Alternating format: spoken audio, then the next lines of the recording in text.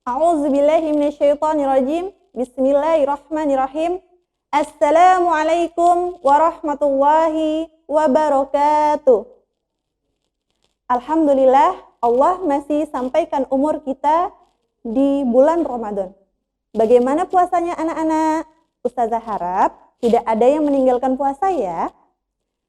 Ramadan adalah bulan yang mulia.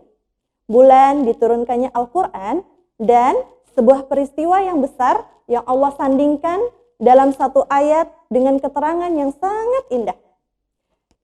Firman Allah dalam surah Al-Anfal ayat 41, Allah sampaikan di ujung ayat ini, وَمَا أَنْزَلْنَا عَلَىٰ عَبَدِنَا يَوْمَ الْفُرْقَانِ يَوْمَ الْتَقَى الْجَمْعَانِ, yang artinya, dan apa yang kami turunkan kepada hamba kami di hari Furqan, diturunkannya Al-Quran, yaitu di hari bertemunya dua pasukan besar yang saling bertempur. Peristiwa ini kita kenal dalam sirah atau dalam sejarah dengan Perang Badar. Pertanyaannya, apa hikmah dari Perang Badar? Sampai Allah mengabadikan peristiwa ini di dalam Al-Quran, di mana disandingkan dengan proses diturunkannya Al-Quran. Di antara hikmah Perang Badar, para ulama memberikan gambaran bahwa Perang Badar seperti diuraikan dalam ayat tadi, mempertemukan dua pasukan besar seperti yang kita ketahui. Pasukan ini adalah gambaran dari dua hal yang saling bertentangan. Satu mewakili kebaikan dengan nilai-nilai mulia, dan yang satu lagi mewakili keburukan dengan nilai-nilai yang sangat tercela. Maka hikmah yang pertama menurut para ulama seakan-akan menampakkan kepada kita dalam kehidupan, kita akan selalu dihadapkan dengan dua hal yang saling bertentangan, di antaranya baik dan buruk. Pelajaran terbesarnya adalah jika kita dalam kehidupan dalam posisi yang baik, maka dalam mencapai kebaikan itu kita akan dihadapkan dengan tantangan yang berupa keburukan yang seakan-akan menguji kualitas kebaikan kita. Contoh, kita dicela, kita dihina. Tadinya kita kumpul-kumpul di tempat yang tidak jelas. Sekarang kita mulai mau ke masjid. Tiba-tiba ada orang yang mengatakan Sholih, padahal nama kita Icang misalnya.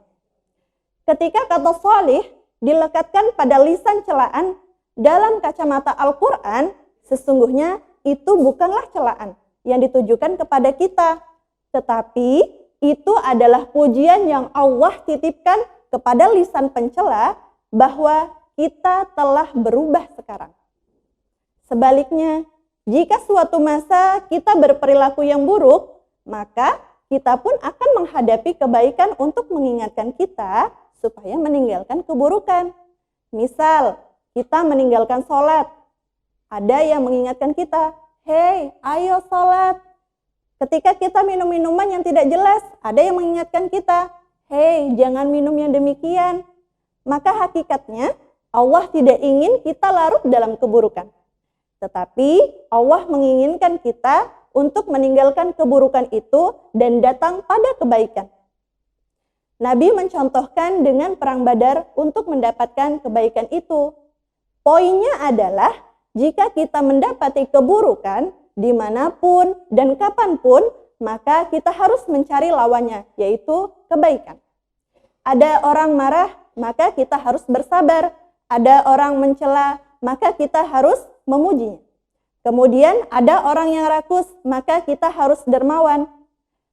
Hikmah yang kedua, jika dimunculkan kalimat Badar, maka di sini akan hadir nilai yang sangat luar biasa, yaitu semangat mendekatkan diri kepada Allah Subhanahu wa Ta'ala. 313 melawan 1000 orang, tetapi tidak meluluh lantakan nilai semangatnya, sekalipun itu tiba di bulan Ramadan. Ini pelajaran yang sangat penting, di mana sahabat-sahabat Nabi di bulan Ramadan, mereka puasa, langsung dihadapkan pada pertempuran yang sangat luar biasa. Dan mereka tetap semangat.